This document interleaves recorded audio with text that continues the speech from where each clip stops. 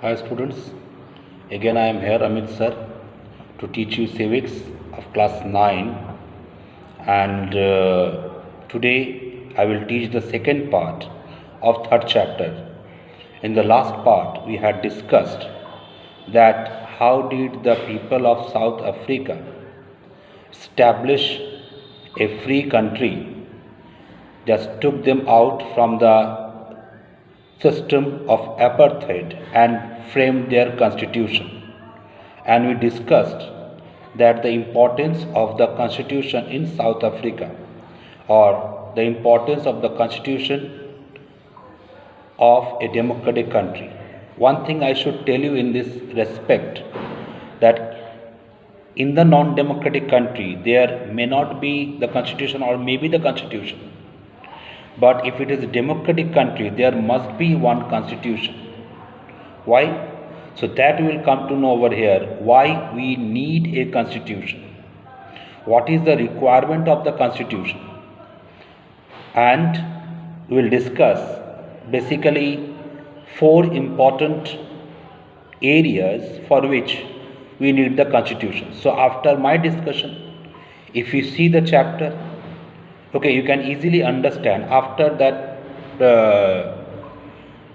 South African part there is a particular sub point, that is why we need a constitution.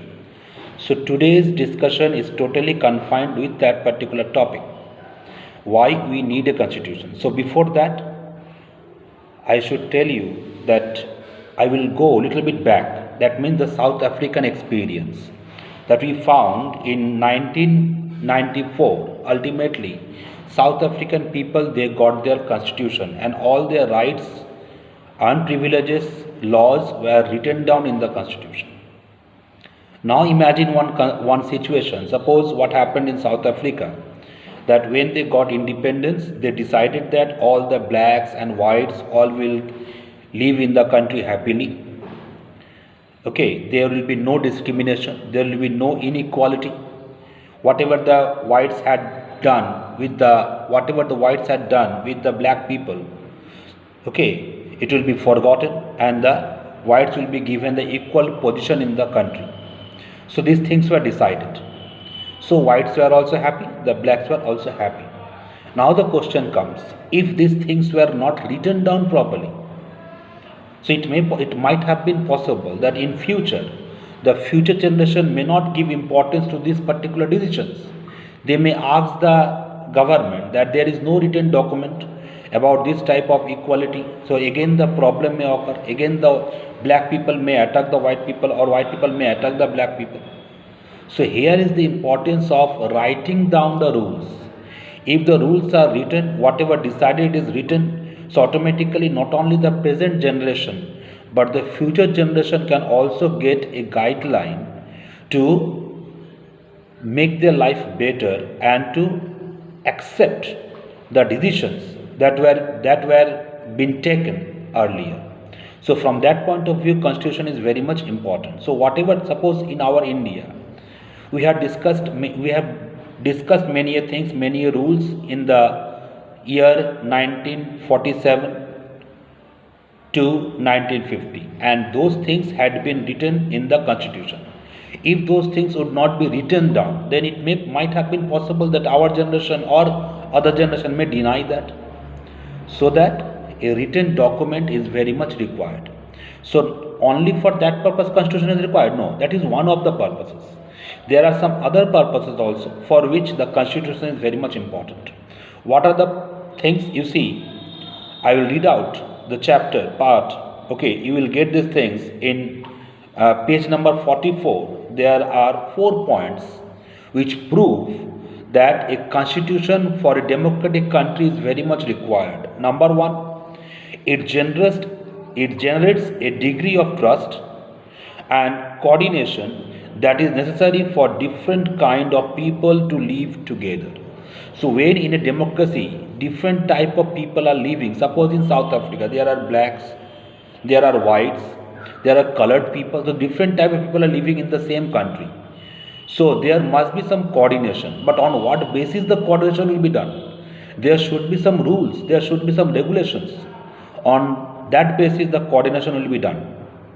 Okay, and that regulation, that rules for the coordination is the constitution, that we must have some guidelines.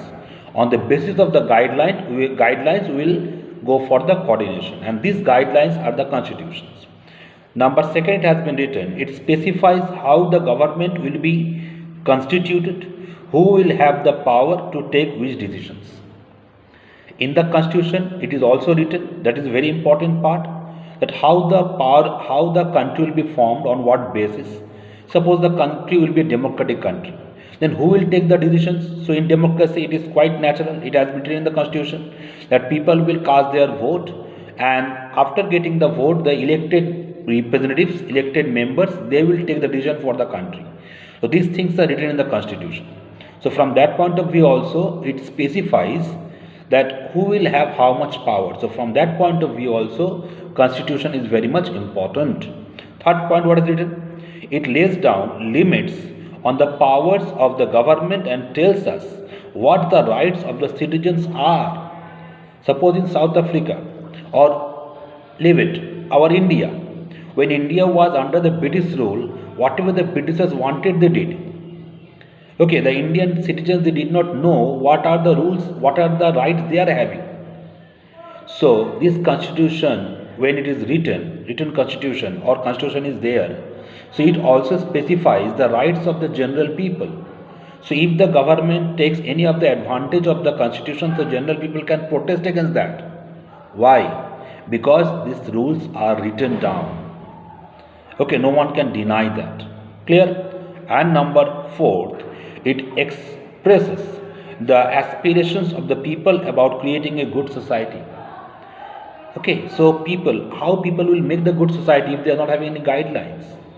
So the constitution of a democratic country always help the people to make a better society to live in, to give the people some rules and regulations. Because without rules and regulations, no institution can be run. Not only the country, even if a school maybe, even if one club, every organization, there must be some constitution, means written rules. Constitution doesn't mean that only for the country there will be a written document, not that. For every organization, for every association to be formed, a written document is required. A written rules bunch of rules are required by which the organization can be run properly.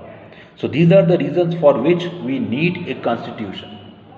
Okay, I hope the matter is clear. I hope you will understand after reading the chapter. Okay, up to page number 44 I have discussed. Next day I will discuss third part of this chapter, making of the Indian constitution, and we will see how did the people of India get a better constitution like this. So till that time, goodbye, stay safe, stay happy, stay home. Thank you very much. Goodbye.